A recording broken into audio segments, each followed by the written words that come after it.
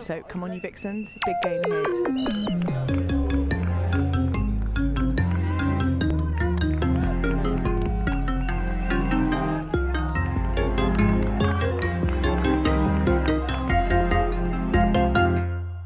Welcome to episode 37 of the Bristol City Vixencast, a podcast all about Bristol City women. My name is Shahan Mia. I'm Nat Brown. And I am DM Withers. And don't forget to follow us and subscribe to us on all social media and all good podcast platforms. Sorry, our episode is coming a little bit later this week, but trust us, it is worth the wait. Absolutely. We're going to be talking about two exciting Bristol City women victories against Watford. Our first away league win of the season, which happened on Sunday, and also the game in the Continental Cup against Lewes, where we won 3-1. So, and 3 is actually where we're going to begin. We're going to be talking about 3 being a magic number. And why is it so magical, DM? You tell me, Nat. Well, I'm going to assume that it's because we score 3 goals regularly. Is it the last 3 games? So 3 goals, 3 games, 3 points. Well, I say only some of them have been league games, but 3 points. Yeah. It's a pretty magical number right now. It's not bad going, is it? 9 goals. Yeah, very. And in the last game as well, we had, so against Watford, Abby Harrison scored again for us in the 12th minute, and Chloe Ball popped up with 2 goals on the 27th minute and the 71st minute. And against Lewes, Aggie Beaver-Jones scored in the 36th minute. Melissa Harrison scored Melissa Harrison. That's somebody else, isn't it? Abby Harrison scored yet again in the 43rd minute, and Melissa Johnson scored in the 46th minute. And Lewes, their 1 goal came from Heidi Logan, which was in the 54th minute. So lots of goals, lots of 3 goals. So yeah, what was your favourite goal out of that? I mean, usually on this podcast, it's so hard for me to remember so many goals that happened in a short space of time, because last season that didn't quite happen for us. I'm just kind of have to go with the recent one, and just like the Chloe Ball second goal in the Watford game, because after that clearance from the Watford player, which I don't remember who it was, but just the ball literally just landed right in front of Chloe Ball, and she just rocketed it into the goal. And there's no better goal you can score from that. And of course, like we have the new chant, Chloe Ball gives you wings, and she gave that ball some wings. You're absolutely right. It wasn't a thing of incredible beauty. I think it was one of the most beautifully executed goals I've ever seen. That's for sure. Like live, it was like a Justin Fashanu moment almost. It was so accurate, so clean, so delicate, and just so normal. It just like that was exactly the most normal thing that you could do is volley a ball into the far left corner when it's like hanging in the sky for what seemed like an eternity. And brilliant. We're going to come on to Chloe Ball in a bit more detail. She is our next point of discussion. But what was your favourite goal, Nat? 'Cause you didn't see that goal, did you? I know. I was looking at Bernie because it was his first football game, so it was absolutely freezing. So I was sat behind some people with Bernie on my lap, so I didn't really see bits of the second half, and unfortunately I did miss that goal. So yeah, in terms of ones that I've seen, I don't know really. I think maybe maybe it's not about a favourite goal, it's about a favourite moment. I think when Aggie Beaver-Jones, like, I know that actually this is a while ago, this is after the Blackburn game actually. No, scrap that. That was at Blackburn. Was it? When she did that little flick. I think it was at Lewes. She tried to, that's it, she recreated it at Lewes. So she's done it twice now in consecutive games, so it's quite funny. So she just does this little flick and beats someone and runs up the wing. So I always find that wonderful to watch. Someone so skillful. It's amazing, isn't it? It was an outrageous piece of skill at Lewes. I think I saw it really clearly there when she just kind of flicked it over a player. It's amazing. Yeah. I think, obviously, like we've had some worldies, haven't we? But at the start of the season, we were joking that we were only scoring worldies because we were actually saying, weren't we, like is this a bit of a concern that we're not scoring? And we agreed that it wasn't that much of a concern because we're making a lot of opportunities. But we've started to score more like not really nice normal goals. So the other 2 goals from Watford were just much more just enjoyable, like slightly more passing team goals. So usually, actually, both times, Aggie Beever-Jones picking up the ball, and there's a high press, and then a few passes, bish bash bosh, and then someone scores. I mean, the Abby Harrison finish from Watford wasn't bad, was it? Going in the other direction, turning round, putting it in the far corner. It's not bad at all, is it? So yeah. It's just, it's too many to choose from, isn't it? It's really difficult. Usually there's like 1 goal a year. Ebony Salmon on her own, nobody else involved. It's obviously her that's the best person ever. But yeah, it's actually like, oh God, there's loads to choose from now. Everybody's actually scoring and everyone's involved in the goals, and it's just amazing. And the volume of goal scorers, I know Harrison's on form, but we've got other people all the time chipping in with goals. Yeah. Over the last 3 games, we've had, I don't know how many goal scorers there have been, but Johnson, Bull, Beever-Jones, Harrison. Jamat as well whenever she's played. Yeah, she's scored as well. Palmer scores when she's on.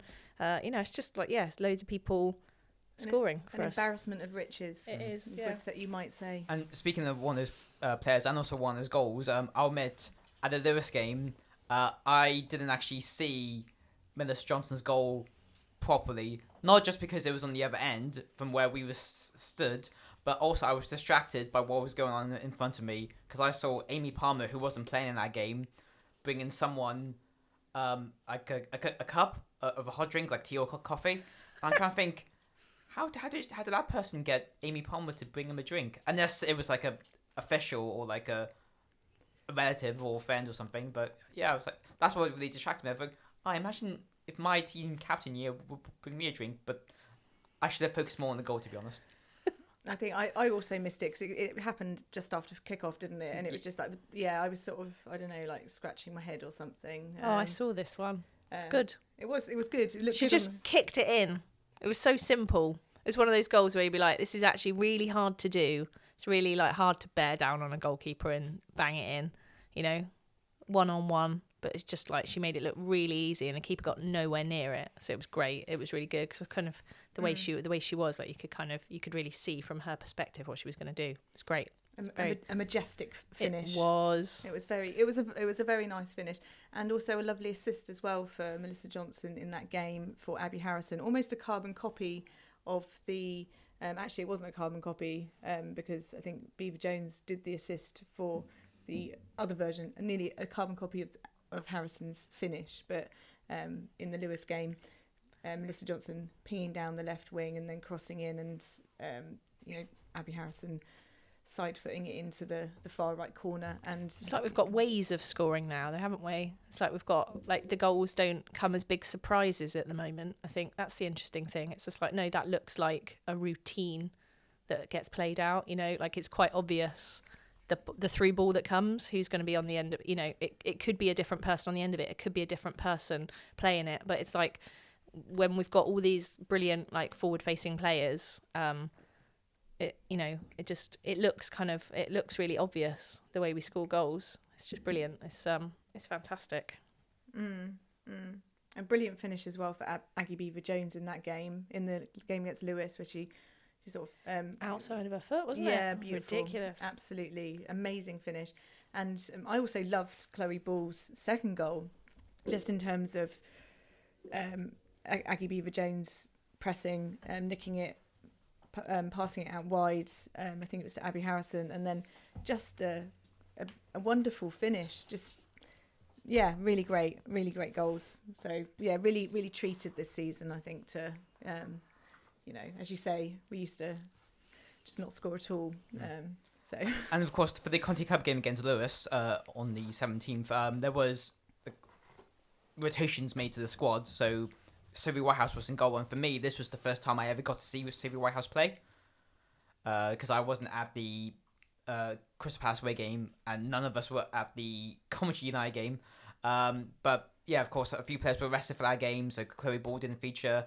But one thing I think we all saw this live and we shared it on our VixenCast social media was when Maddie Wild and Izzy Cook both came on the subs and literally did like the same movement with like their legs. This was a big moment for you, Shahan. Like I totally missed it. Like Nat missed the. No, I saw that bit, Shahan, Yeah. and it was really brilliant. Okay. Yeah, it was. You when they had do, that. when they do the thing where they have to like they pull up their shorts to show that they're wearing like cycling shorts the same colour, and then they hold up their boots to show that their studs aren't like, I don't know what, drill bits. Daggers. Yeah, and they just both did it at the same time, and it did look like, I know TikTok well enough now to know that it looked like a contribution to that platform. Well, I mean, the hope it's on there. VixenCast isn't yet on TikTok, and I don't think we have any plans to do so. No, I don't. Yeah. Well, I only know because, I work with young people, don't I? And they Yes. like to make fun of me because of how little I understand TikTok. But through their making fun, I'm learning. Thanks, guys. Absolutely. Apparently, they've been listening to this podcast as well. Really? Well, that's because our vice principal played it. Wow. Or maybe didn't, but suggested that they listen. Anyway. So three goals, a comfortable 3 goals for the last 3 games, and 1 conceded. It was a good finish from Lewis, from Heidi Logan. I thought, maybe Sophie Whitehouse could have done better. Who knows? Just being mauled by a dog at the moment. So, but other than that, I thought she had a good game. Yep. So, And I thought Lewis would bring more of a challenge. No offense to them, but because they won their last league game a few days before, and as we talked about, like we were worried like whether Lewis were gonna like come into the game with like some good form, but didn't quite really. So yeah, they didn't really offer anything, did they? To be honest, and actually, I was saying to Nat watching the old FA Women's Championship show that like watching Lewis when they played at the Robbins High Performance Centre, it's hard to imagine them beating anyone. I know that sounds really terrible, and like I'm sorry, Lewis, but I'm just looking at what's in front of me, and I'm looking at in detail, because they just don't. Yeah, just like they don't seem to like be able to do a classic Tanya Roxtoby line, a 90-minute performance. But obviously, I've seen them quite a lot this season, like 3 times, once in pre-season, once in the league, and once in the Conti Cup, and I bet we get them, in the FA Cup. I mean, yes, sticking with the free theme. Of course, it was a third visit to the High Performance Centre in 2021. Absolutely. Yeah. You mentioned about the FA Women's Championship show. Of course, this week's episode was a particularly great episode. Would you agree? It was probably the best episode, Shahan. Yes. Yeah, the best. Yeah, I like the way that they really like infantilized you by saying there was this cute supporter, and I think they made you sound like a little child. I mean, I think Molly or Rosie, I don't remember which one, said that it was that one of them was scrolling through Twitter. To be honest, I tagged them in the photos. Yeah, I don't think they just happened upon this picture, did they? and they said that they came across this cute photo and with my love that sign, which I gave to Rosie after the Watford game. She just took it. It wasn't even on the show. She just took it from you. I know she wanted it on the show, but obviously I think they had editorial were like, editorial, no, no, cut that. cut that. Cut that. Don't love that. Cut that. Maybe that it's getting famed. It's up in the house. Maybe. Or or one of the houses in case they didn't live together. But they do. definitely live together. They do talk live about it together. all the time. They do live together. Apparently. Very close bond between twins. So yeah. Yeah. Is that? But what? yeah. You wanna move They on? did ask. No, I thought it was nice that she was asking for feedback as well when we had the chat with her, and she did seem genuinely happy that we liked the show. And we were saying to her, you could make it a bit longer, just have a few more chats. I even suggested getting a cute fan on, if they needed one. I'm always available. Absolutely. It is a video call though, isn't it? So let's play to our strengths. Right. Okay. Was that your highlight though? I know you've had lots of highlights on the internet, Shahan. Was that do you think that's your highlight? Well, of the weekend. No, life highlight. Life, yeah. Oh, yeah. Is that going to make it into the autobiography? Football fandom highlights. It's definitely up there. I mean, I've got quite a lot of claims to fame. This podcast isn't enough for me to go through all of them, but it's one of the more bizarre and ridiculous but amazing moments that's happened in my lifetime. Yeah, I'm pleased for you. I thought it was very nice. So. And you took the photo, didn't you? I did, and it actually wasn't a bad one, was it? No, so it's a good job it wasn't me. but then soon afterwards, Rosie and the other waffle supporters actually asked me to come back and asked me to post for another photo that someone else took. I think it was on Rosie's phone, but I still haven't seen this photo at all at time of recording. Intriguing. It's been sent to the authorities. So our second point, we've already talked about her. Yeah. Well, it's feeling bullish. So Feeling bullish. But before we talk more about Chloe Ball, Jasmine Ball had at the Lewis game had her first start. Gosh, she did. Yeah, she had a really hard job. Yeah, didn't she? So they put her in midfield with what looked like nobody else for a bit. Yeah, she was playing in front of the back four, and it didn't look like there were any of our other midfielders. There was no Palmer, no Kuiken, no Chloe Ball. And those are our three, aren't they? All season, at least one of them has played.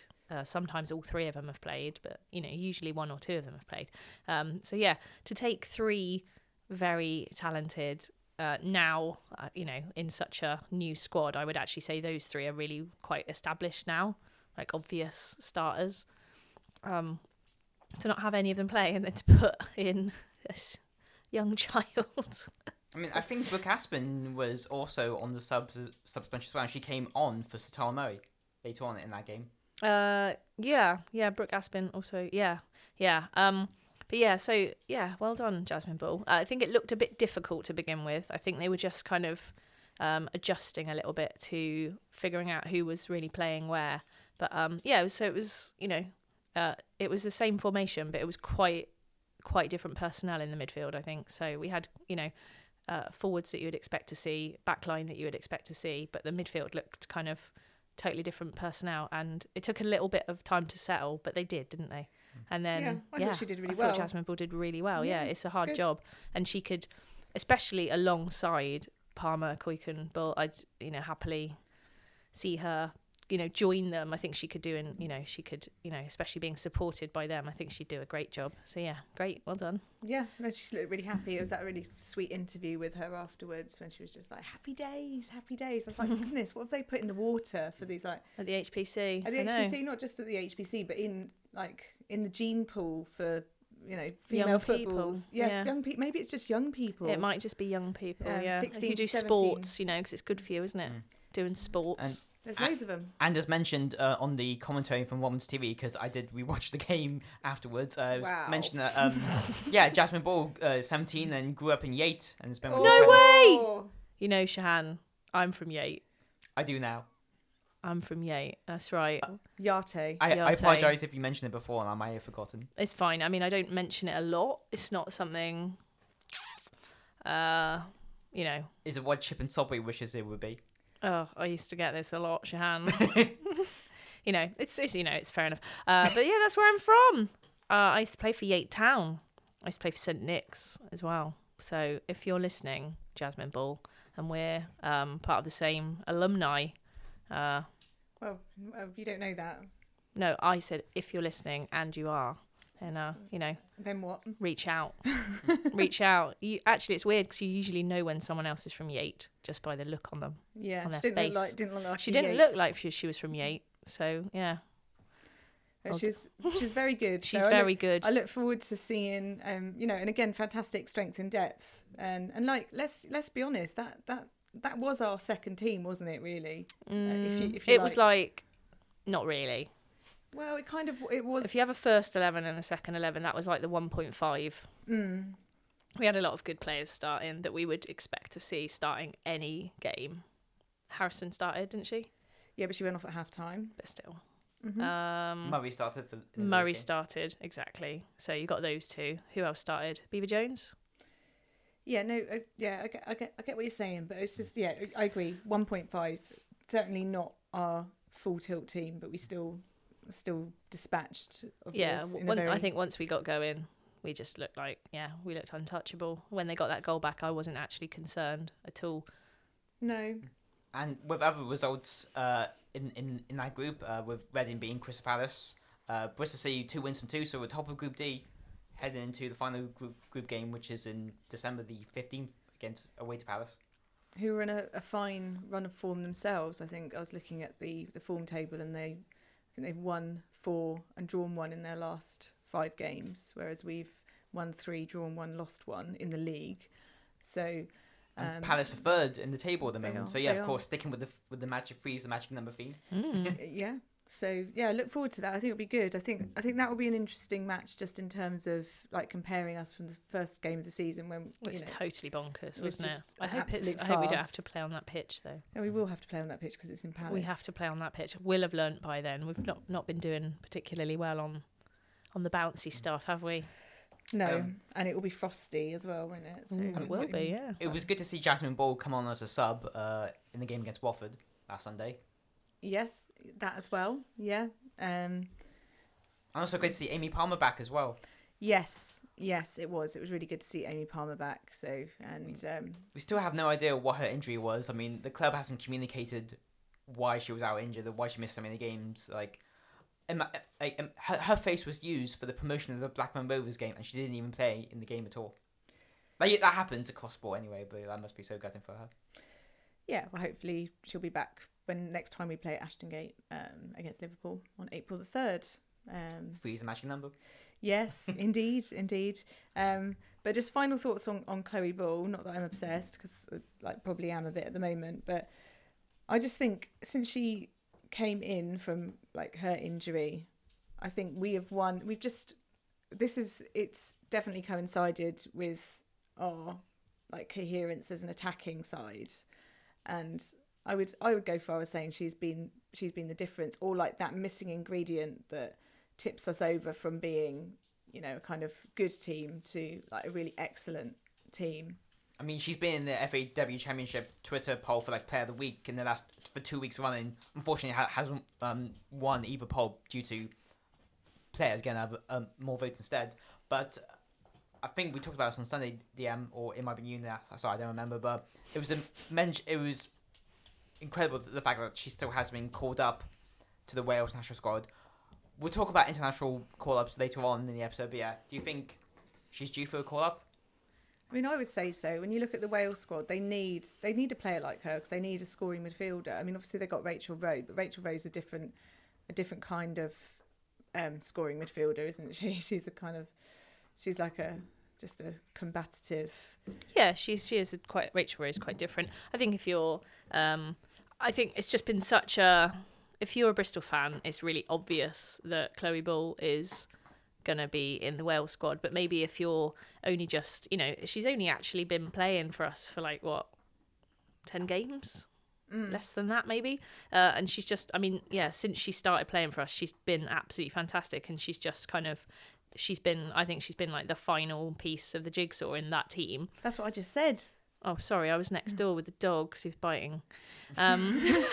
It's all right. No, it's fine. It's good that but we agree that's so. It's just like I think something just clicked. It did when she started playing, and I think she was playing in Wales before that, wasn't she? So the level wasn't probably high enough for her to get selected.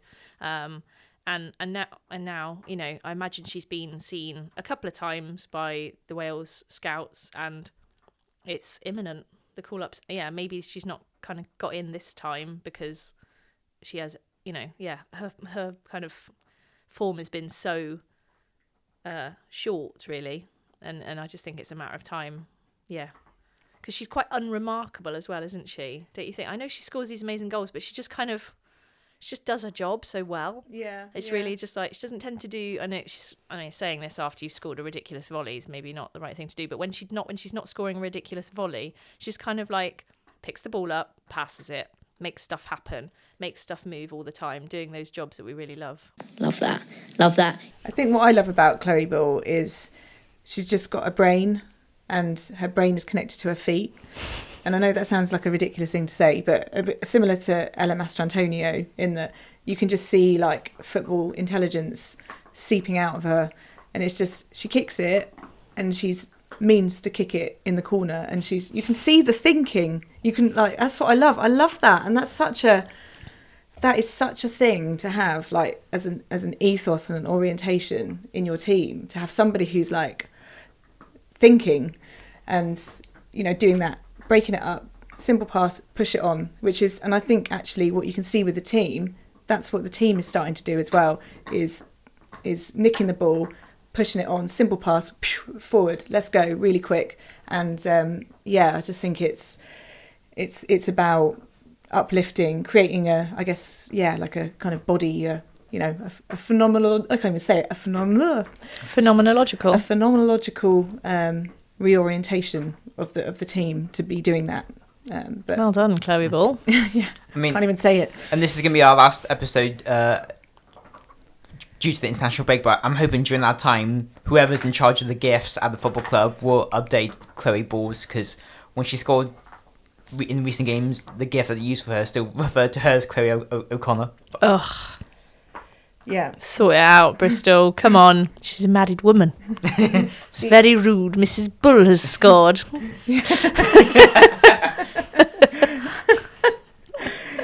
Indeed she has. So, yeah. The other thing to mention, Sunday, it was a bit of a milestone in our season because it was the first away win in the league. So do you think that's a significant turning point for us in terms of, areas that we needed to improve on and, that we've now got to? Yeah, absolutely, DM. Like, because of course our previous away trips, the clubs with previous away trips, have either been draws or losses. But yeah, no wins. But other than the Cup game against Reading, which you were at, DM, I've got Kings Langley FC, or the Gatewood Park, or the Orbital Fastener Stadium.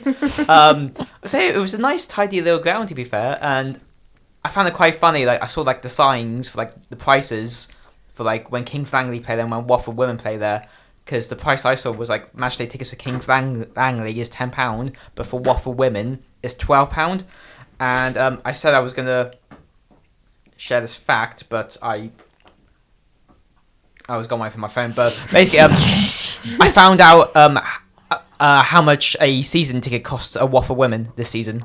Right. And just to give context, Bristol's season cards were £55. Mm-hmm. Would you want to guess how much Watford's cost when they were first advertised?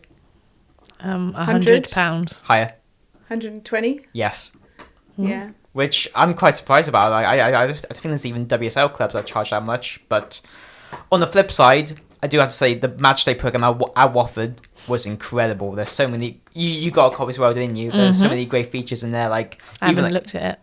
Old about old games, previous games, and great bios about both teams and yeah, they really researched it, didn't they? And I think you look at that and you think you feel a bit disappointed that Bristol City aren't doing that. And I think it's a bit of a shame that even the digital program that they put out is really minuscule. Yeah, it's not great. So it is a shame that we don't have a program at our matches, but I'm just going to leave that there. The other thing I thought was very impressive about Kings Langley, even though it was, I guess you'd say it's like a kind of a non-league kind of stadium, great disabled viewing as well for wheelchair access. I was really impressed by that. And I just thought it was I really enjoyed being there. And we took the dog. And I was talking to a man who worked there, and he was like, we really want to make this a friendly club.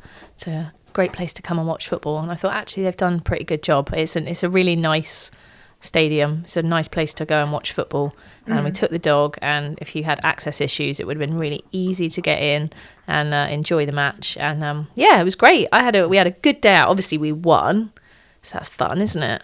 But it was just a nice place to be for several hours, apart from the cold. Yeah, no, it's great. Freezing cold. It was lovely. I enjoyed it a lot. And I thought there'd be more dogs because it was a ground where dogs are encouraged. And I think the only other dog I did see was one I was with former Aston Villa manager Gemma Davis, and we was there with some other people. And I got a photo with her during the halftime.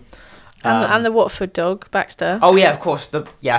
Who Burnley got on very well with. Very well. I'm hoping they're staying in touch. I don't know if they've added each other on Facebook, or I don't know, Dwarfer or Instagram. Dwarfer, Instagram. I can't think of any more dog social media puns, but. Oh yeah, they were good though. Well done, Shan. Thank Yeah, you. that was good. Yeah. I mean, we definitely were louder than the home fans there. Yeah, well, you and I were. Oh, yeah. Everybody else, we were the only ones, weren't we? Really. It was mostly you two. Yeah, I did join in a bit, but I mean, we got to meet the Mark and Ross from the Watford Women's Supporters Group, and yeah, they're great guys. And Mark said to me, like, I think they were disappointed that there wasn't as much of a turnout due to various factors such as the weather, and also like what Watford, even though they had a changed squad, they lost 11-0 to Spurs a few days before, and I think for casual fans, that might put them off. Yeah, I mean, it's never nice losing that heavily, is it? no, we feel for you, Watford. We know what that's like. Absolutely. But another thing I was going to mention about the away day, like when we were at Liverpool away, which was a 0-0, and we were singing as well. We were being very supportive. Like the players applauded us. And one thing I remember asking this to you two on the day as we were driving back. I noticed that they didn't quite do the same. But then I think DM, you raised a good point saying that I don't think it wasn't really needed as such because they were winning anyways, and in a way they probably didn't need us to be there, if I'm paraphrasing. I guess so. It was I think in the Liverpool game, it's not that we were the difference because we weren't, but I think it was a bit more close, wasn't it? Yeah. And I think sometimes as supporters you are really there, aren't you? And you are part of the energy and part of the situation. And yeah, I think we probably. I think it feels a bit different with this squad, though. I think they'd actually just. I know they didn't kind of, they're not done like the big kind of like Jurgen Klopp coming up and doing.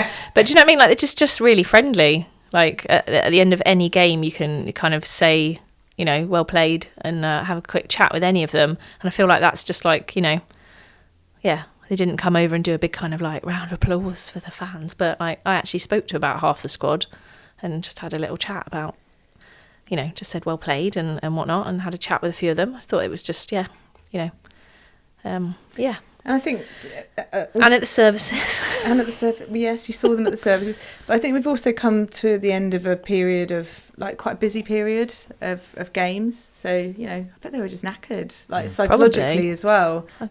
Yeah. That's a lot of consistency. And, yeah, obviously it's part of their job. But it's definitely felt like a really good run of games and a really good set of performances, and definitely felt like we've gone to the next level now, and I just look forward to the level after that because I do think we can go higher. And of course, based on where we were parked, right in front of the turnstiles, so the coach or the team bus was literally like on like the main road, and of course players and staff were walking past, so it was nice. Like we said our thanks, and I just want to thank again to Lauren Smith and Dan Smith. No relation, of course, as far as I'm aware. For stopping and talking to us after the game. Dan's always got a lovely word, isn't he? He's a top goalkeeping coach by all accounts. I think the way he's making them. He's got play. A good batch of goalkeepers, hasn't he? Yeah. Must be fun. Yeah, I reckon. I think they just realised Lauren and Dan have the same surname. I've only just clicked onto that tonight. The big revelation. They could be related. Who knows? Okay, so right now we're going to hear from Leah Case from her game too. So Leah was at the Lewis game because we were unveiling this lovely flag for the Bristol City Supporters Club and Trust, and her game too, and Fans for Diversity Kick It Out flag, a kind of... Football is a game for all. Football is a game for all. And that's our new flag that we're going to be displaying at the Robins High Performance Centre and at selected away grounds for the rest of the season. So here's Leah talking about her game too. here with Leah Case, who is the founder, co-founder of Her Game 2. So this is your second Bristol City match, City Women match, isn't it? Yes, yeah, it is. Facilities are amazing. They're really good. It's really nice to come here and easy to get to. Yeah, really happy to be here, and it's nice to see like the club supporting women's football so much and like giving them opportunity to play here as well, and just have like a consistent place they can come and play in with such great facilities and things. Yeah. So tell us a bit about the Her Game 2, because we've just unveiled a lovely flag tonight for Her Game 2 and the Supporters Club and Trust, and Kick It Out, a kind of general anti-discrimination flag. So tell us a bit about Her Game 2 and what you've been doing in the past 6 months or so. Yeah, so we're now 6 months old, which is pretty crazy. It's gone really fast. So it's basically 12 of us. We're all not Bristol City fans, sorry. We're all football fans nationally across the country who have experienced like sexist abuse for being a female football fan online and sometimes in person as well. A lot of the comments you usually wouldn't think are sexist, but actually are. Just highlighting like how much it can affect people and put people off like going to football. I mean, if I listen to those comments people have said to me, that could have been enough to put me off, going to further games, whereas now football's a massive part of my life. So it's about sort of like kicking out sexism, for female fans wanting to go to games and having a safe place to enjoy football like everyone else. But it's also about encouraging like young girls in school to get involved and having the same opportunities as men.